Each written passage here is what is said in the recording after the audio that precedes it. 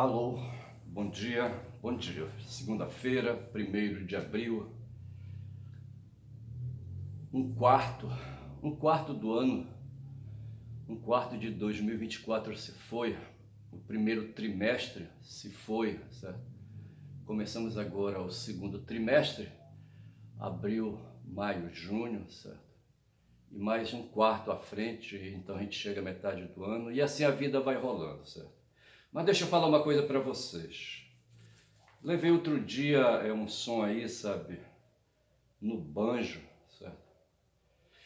E fiz aí uma performance com uma música intitulada Antonico. Na minha cabeça, sabe, quando eu quis lembrar, me ocorreu Noel Rosa, mas na verdade o compositor dessa música, Antonico, é Ismael Silva. Fico devendo aí mais profundidade sobre esse autor, certo? É para outra ocasião, tá bom? Eu também falei aí, injuriado, bicho, assim, sabe, indignado, a propósito, deixa-me ver que horas são, certo? São 8h43, certo? Mais 30, 9h10, eu vou até 9h10, 9h07, dando um desconto para trás para o YouTube não cortar o vídeo, certo? Mas assim, indignado, sabe? Na história, muitos seres humanos fazem esforços aí, sabe, para ir melhorando o sistema, para ir melhorando a natureza humana, certo? A gente não pode ignorar que a gente tem uma base biológica, certo? E aí a evolução nos conduziu, né, a uma força de percepção das coisas, sabe? Que nos tornou inteligentes, né? Eu acho que essa palavra inteligente é uma palavra ocasional interessante. Hoje se fala de inteligência artificial, certo? Mas o fato é que o ser humano saiu assim, né, de um computador básico, sabe, para o grau de uma super máquina, entendeu? Embora a gente não use o espaço de inteligência que a gente tem, sabe? Dizem que os golfinhos usam mais, né, assim, quase toda a inteligência disponível, certo? E nós usamos, salvo engano, apenas 10%, 20% no máximo, certo? Mas assim, o fato é que à medida que a gente vai utilizando a inteligência natural, certo? Mais a gente vai clareando questões, mas ao mesmo tempo vai retrocedendo, certo? A gente vive hoje tempos medonhos, certo? Tempos medonhos, não é? Tempos de retrocesso, sabe, de marchas e contramarchas, certo? Eu acho isso escroto, entendeu? Falei a propósito do evento que a gente está vivendo, da efeméride, que é aí, sabe, a paixão de Yeshua, entendeu? Eu falo Yeshua porque eu quero chamar o nome dele no original, certo? Mas assim, aí o fato é que o que se sabe é isso, sabe? O cara não queria saber de porrada, certo? Ele não foi feito para ser um Moisés, por exemplo, certo? Para sair para porrada com os egípcios, entendeu? E não foi aí, sabe? Davi era frouxo, certo? O Davi queria saber de tocar harpa. Ele não era militar, o Davi, certo? Mas o rei, sabe, do tempo dele, Saul, sabe? Aí, sabe, era cara de armas, certo? Davi teve um filho, um cabeludão, sabe, que também gostava de armas, mas o próprio Davi não era, sabe, de armas, entendeu? Não queria saber de porra de armas. O que ele queria saber era de ficar lá no terraço dele, bisbilhotando as mulheres dos militares que iam, sabe, para a guerra, sabe, para ele pegar, entendeu? Tô brincando, é claro, certo? Mas a mulher de Urias que foi, ela deu uma fraquejada, certo, e caiu nesse golpe dele, entendeu? Mas assim, coisa de humanos, aí, sabe, coisas de humanos, seres na história, sabe, ou supostamente na história, sabe. Mas o fato é que Yeshua, sabe, não nasceu, sabe, não era cara de violência, cara, não era. O cara era carpinteiro, o pai dele, sabe, era um popular, sabe. Hoje, pela linguagem, né, de Marx, era um proletário, um cara que só tinha a prole, entendeu? O Zé, quando conheceu Maria, já tinha uma porrada de filhos, certo? Isso aí pelo que a gente lê por fora nas histórias aí, sabe, da ficção, certo? Mas o fato é esse, sabe, que era um viúvo, entendeu? E Yeshua, sabe, nasceu nesse meio aí, adotou a profissão de carpinteiro, certo? Foi carpinteiro, sabe? E a partir dos 33 anos ele começa então a se dedicar às atividades ali, sabe? Às atividades finais da vida dele, sabe? E termina aos 33 anos sendo assassinado pregado numa cruz, a modalidade por excelência de execução de criminosos dos romanos, certo? E o crime de acusação dele foi de ter blasfemado. Testemunhas apareceram aí dizendo que ele tinha se autoproclamado rei, certo? E isso colocava o Herodes, né, de escanteio, certo? E a mulher de Herodes, sabe, ficava puta com isso, ela já tinha mandado assassinar o João Batista, não sei se ela estava viva ainda nessa época, sabe? Não sei também se o Herodes que a gente está falando é o mesmo, sabe? Porque entre ali, sabe, o tempo de Batista... Não, o tempo de Batista já era nessa época aí, quando Jesus resolveu se mostrar para o mundo, certo? Então, quem sabe a gente está falando do mesmo Herodes e a Herodíade estava ali, sabe? Estava ali ao redor, certo? E a filha dela, Salomé, também. Mas o fato é que ele foi assim, sabe, assassinado numa cruz, sabe, ali um cara impotente não pôde fazer nada, pá. Os caras da força, sabe, chegam, segura nos braços do cidadão, imobiliza, sabe, e arrasta, certo? E fazer o quê, rapaz? Não tem nada para fazer, eles amarram uma corda no braço do sujeito, sabe, e fudeu tudo, entendeu? E dessa forma ele foi julgado, levado a um julgamento, e sabe, e ali, sabe, condenado, entendeu? E, enfim, cumpriu todos ali, sabe, todos os passos do ritual, né, de assassinato dos romanos, certo?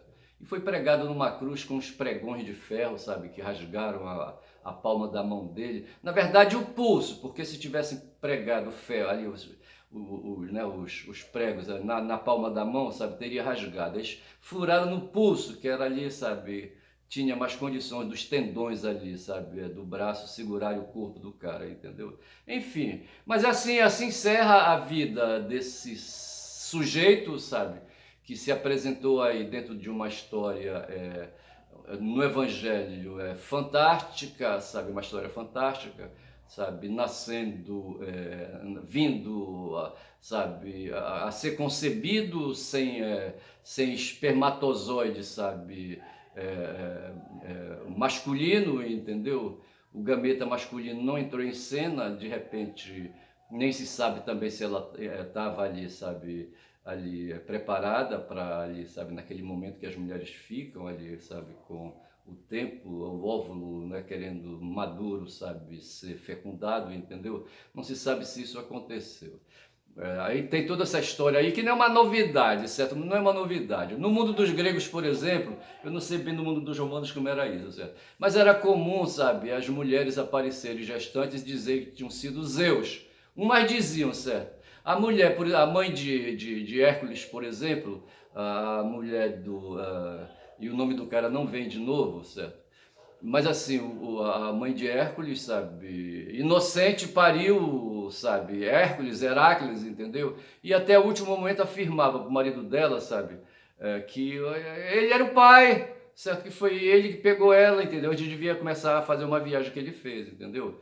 E assim, e no mundo aí dos gregos, sabe, tinha essa história aí, tanto de homens, sabe, como de mulheres, sabe, de deuses e deusas, sabe, que baixavam aqui, sabe, desciam do Olimpo, sabe? E não só, tinha ali ali, sabe, umas divindades também, sabe, mas que eram da nobreza também, que achavam, sabe, de bolinar com os homens, entendeu? Os humanos, sabe, e ali procriar, sabe, filhos aí semideuses, essas coisas todas. A história de Yeshua se mistura, se confunde, né, com essa história fantástica de uma gravidez sem gametas fecundando, certo? Ali, sabe, o Espírito de Deus sendo o autor, né, dessa gametação, por assim dizer, entendeu? E o cara nasceu, sabe, viveu solteiro, sabe, e aos 33 anos foi assassinado e foi acusado, sabe, de querer inverter a ordem, sabe. Hoje tem um bocado de gente aí, sabe, sendo presa aí pelo Xandão, sabe, porque tentaram abolir o Estado, abolir a democracia, certo? E remover do governo, sim, o Lula que acabara de ser eleito, entendeu? Atentando contra o Estado Democrático de Direito, sabe? Querendo aí, sabe, desfazer das urnas eletrônicas, querendo aí, sabe, desfazer do Tribunal Superior Eleitoral, essas coisas todas, tá certo? E, como eu estou dizendo,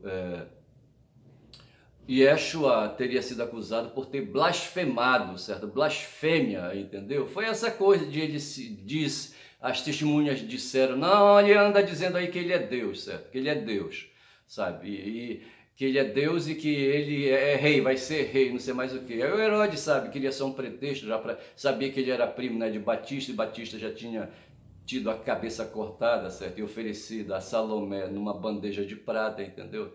Aí o Herodes aproveitou, rapaz, passa a régua aí, soma tudo, sabe? E aí articulou, né, com Pôncio Pilatos e assim Yeshua foi assassinado na cruz, tá certo? Mas ele deixou, na verdade ele não queria, sabe, fazer enfrentamento dos romanos, certo? Eu estou aqui com um quadro, sabe, onde eu anotei num texto do Jürgen Habermas, o mesmo onde eu li sobre Maquiavel, sabe? Onde tem ali a ética do Sermão da Montanha, que é a ética, até que me desorientem do contrário, certo? É a ética que se pode fazer síntese, né, do que pensava Jesus a respeito dos seres humanos, sabe? A respeito da sociedade, certo? E dos indivíduos na sociedade. Então ele dizia assim, a ética do Sermão da Montanha, certo? Isso eu tirei, como eu disse, de um texto que eu li aí, foi até em espanhol, do Habermas, certo? Jürgen Habermas, que é um filósofo da escola de Frankfurt. Eu posso localizar isso aí depois de trazer.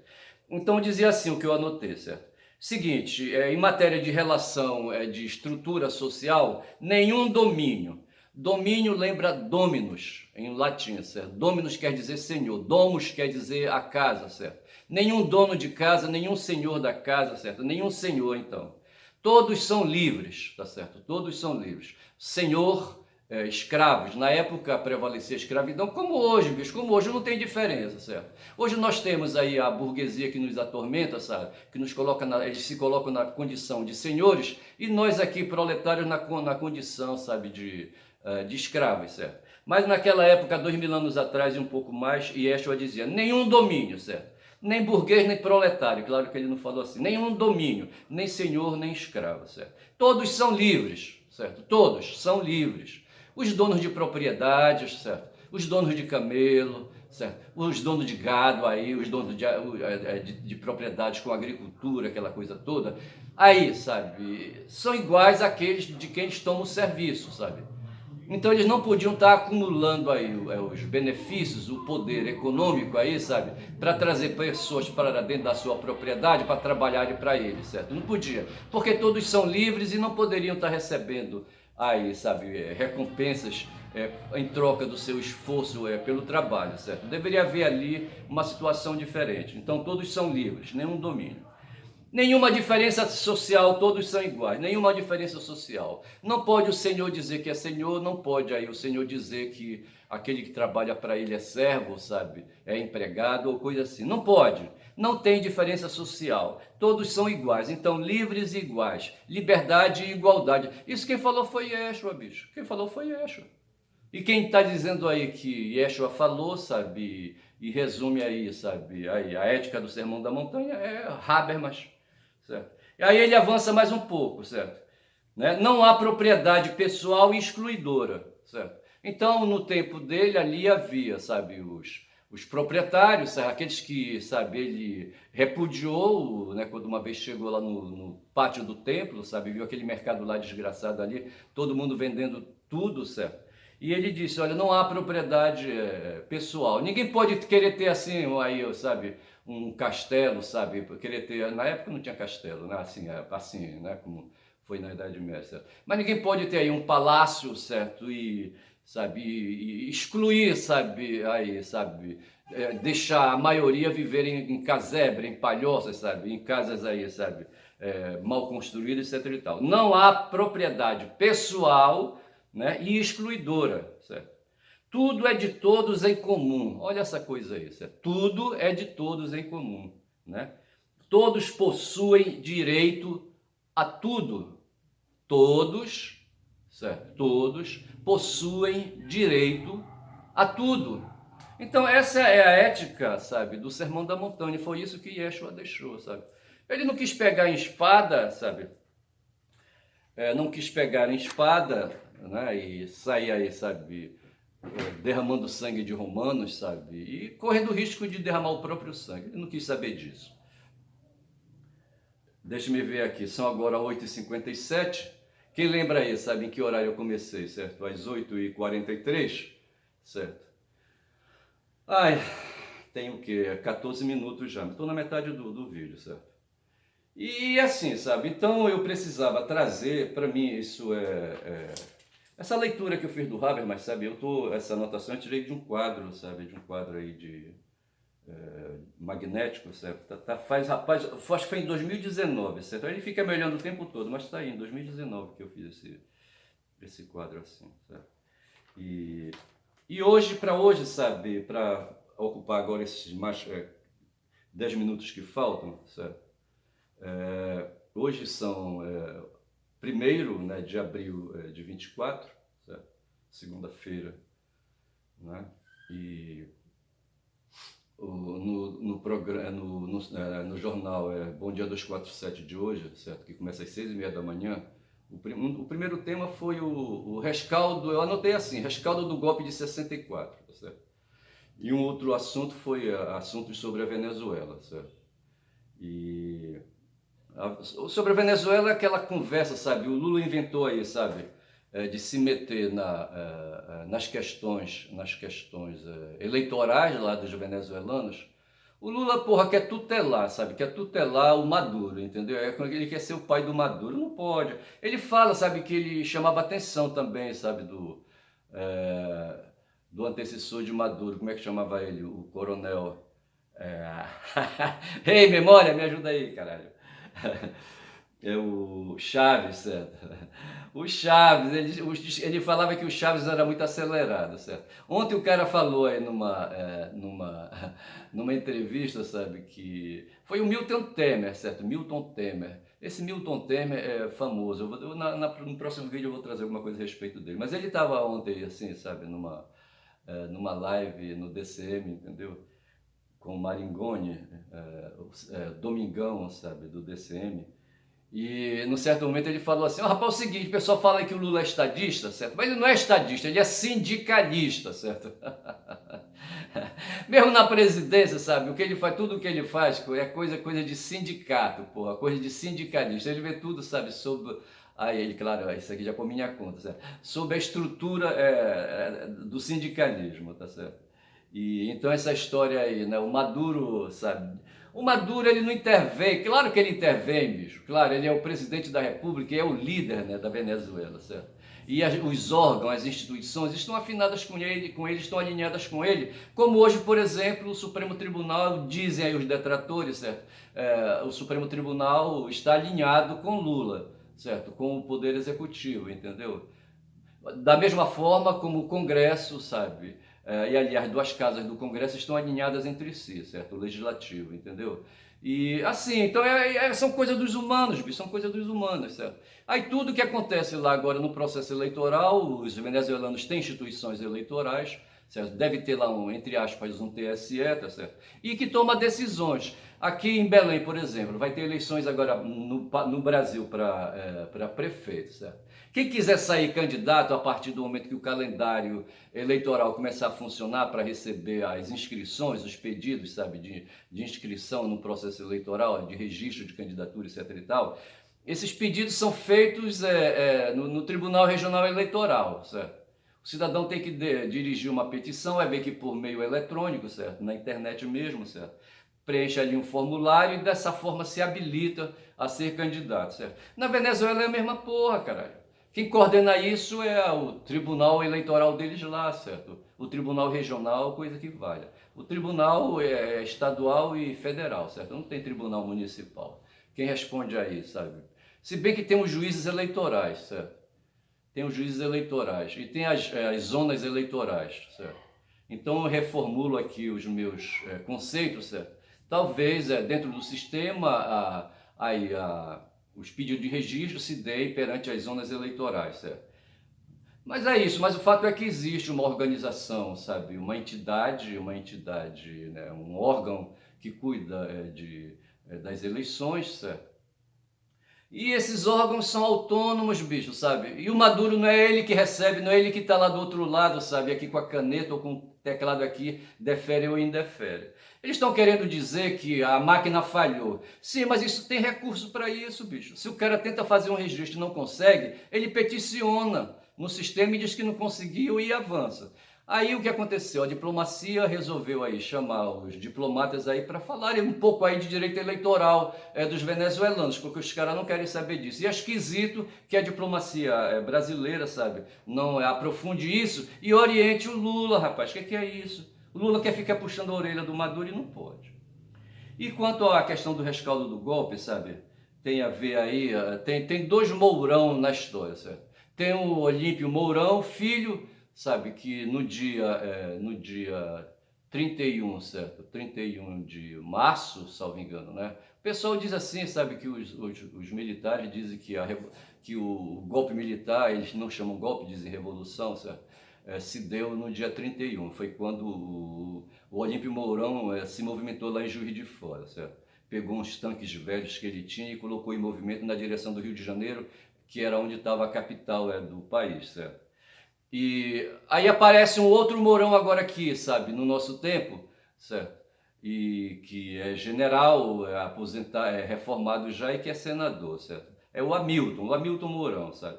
E esse cara veio aí dizer, sabe, dizer que os militares salvaram, ele não fala dos militares, o povo brasileiro salvou a si próprio, certo? Aí, sabe, de uma ruptura, sabe? Ele quer falar de comunismo, sabe? Dos comunistas que vinham diz que para tomar o país, sabe? Não tinha a menor condição, nem tinha comunistas suficiente para isso, certo? Não tinha isso, sabe? E assim, então, quando eu falo aqui de rescaldo do golpe, são essas lembranças que tem aí, sabe? Desse tempo aí de ditadura. Na época, a ditadura de 64, né, Ernest, aliás, esse site aqui, esse canal é quem fala muito da Bom Dia Cavalo, certo? Eu sou Ernest, filho de mestre, certo? E de mestra, entendeu? E assim, na época eu estava com 11 anos de idade, certo? Quando eu fui para o seminário em 67, coloca aí, sabe, mais aí, mais 4 anos, certo? Então eu estava com 13 anos, 14 anos, entendeu? E fiquei ali, sabe, todo esse período aí de 67 a 73, certo? Ou seja, eu já fui sair com 20 anos, sabe? Fiquei dentro, não, em 74 com 21 anos. Eu fui sair só botar a cabeça fora do seminário em outubro de 74, certo? Outubro, começo de novembro de 74, enfim, sabe? Aí quando esse tempo já tinha passado, eu não vivi, portanto, tempo de repressão, fiquei escondido. Quando comecei a fazer em 75 o curso de letras, assim, sabe, eu senti alguma coisa, sabe, alguma coisa no ar, sabe, alguma coisa no ar nas salas de aula, sabe, alguma coisa assim, sabe. Eu tive um professor de psicologia chamado Galvão, deixa-me ver que horas são, sabe, são 9h05, eu devo ir até 9h10, tá certo. E havia um professor de psicologia chamado Galvão, sabe, que devia, sabe, saber, que devia manjar de tudo que estava acontecendo, sabe. E um dia ele, talvez percebendo o meu comportamento em sala de aula, sabe, ali o cara sempre lá no fundo, no fundão da sala, certo, ele me chamou para uma conversa, tá certo, na época eu tinha condução própria, a gente foi conversar na casa dele por questão de segurança, se a gente ficasse ali conversando nos corredores, né, dali do ICHL, que foi um prédio onde funcionou um seminário, entendeu? Um prédio aí da Igreja Católica. Eu acho que ele foi alugado aí pelo governo federal, entendeu? Eu acho. E aí o Galvão, não lembro o primeiro nome dele, sabe? Ele me falou de um filósofo aí, que agora não vê o nome, sabe, que era psiquiatra, ele era professor de psicologia, o Galvão, certo? E me falou de um psiquiatra aí, que era marxista, aquela coisa toda e tal. Então ele deu ali a espicaçada a ideológica, certo? Mas eu não tinha condições, sabe, de captar, sabe, a mensagem, entendeu? Captar a mensagem. E foi assim, sabe, que as coisas foram se fazendo, entendeu? E dessa forma, aí o golpe militar passou por mim e eu não vi, certo? Eu não vi, certo? Eu só fui entender um pouco aí, sabe, mas não de golpe militar, sabe, mas de luta de classe, quando eu ingressei num trabalho dentro de um convênio entre o governo do estado do Pará, a Universidade Federal do Pará e uma fundação, uma tal de FADESP, que foi minha empregadora, certo? Quando eu entrei para fazer um trabalho na Universidade Federal do Pará, sem ser concursado pela universidade, mas dentro de um concurso, é um processo seletivo rápido, entendeu? Tem processo seletivo, não sei o quê. Essas coisas assim, rápido. Formaram uma banca de 3 professores e, sabe, promoveram um edital e, sabe, fizeram a seleção. E dessa forma eu fui escolhido para lecionar linguística, certo? E fui professor de linguística, mas aí, sabe, assim, o assunto ditadura já era assim, um assunto morto, isso era 93, certo? Aí, sabe, o que estava em voga era o neoliberalismo e a partir daí comecei a aprofundar questões. Mas ultimamente, agora, nesses últimos 5 anos, eu tenho feito esse trabalho na internet, certo? Assistindo sites progressistas, principalmente o 247 e o DCM, certo? Tem um fórum, a TV Fórum também, sabe? E assim a minha cabeça vai refrescando, sabe? Vai me dando detalhes, por exemplo, essa história do Olímpio Mourão Filho, certo? Hoje mesmo ainda ouvi o nome desse cara, o Hamilton Mourão, sabe? Que é o presidente, digo, que é senador da República pelo Rio Grande do Sul também. Ele emerge, sabe? Nesses programas de jornalismo, quando são 9h08. E então eu vou parando por aqui, tá certo? E então o que eu lembro aqui? Aí, dei ainda, certo? Uma dica aí a respeito, né, assim, sabe, dessas questões aí religiosas, certo? E digo que religião na minha cabeça tem que ficar, sabe, no mundo privado, certo? Né? Eu não posso sair por aí querendo converter todo mundo, falando de religião, como fizeram os católicos aí o tempo todo, fazendo catequese, entendeu? Eu acho que a coisa não funciona dessa maneira. Vou encerrando por aqui, que Deus do céu me ajude, quem foge da terra natal e outros cantos não para, só deixo o meu Cariri no último pau de arara, não tenho lugar para ir mais hoje, certo? Mas eu tenho 5 filhos que podem, sabe, andar pelo mundo. O meu mais velho já foi a São Paulo e morou um tempo lá, certo? E voltou e assim, sabe, enfim, tá aí na luta, certo? E eles, o tempo de bater perna, o tempo de bater perna é deles e não mais meu. Meu nome é Ernest, esse canal é quem fala muito da Bom Dia Cavalo. Dei bom dia a cavalo, falei muito, tá certo? E paro por aqui. Bom dia.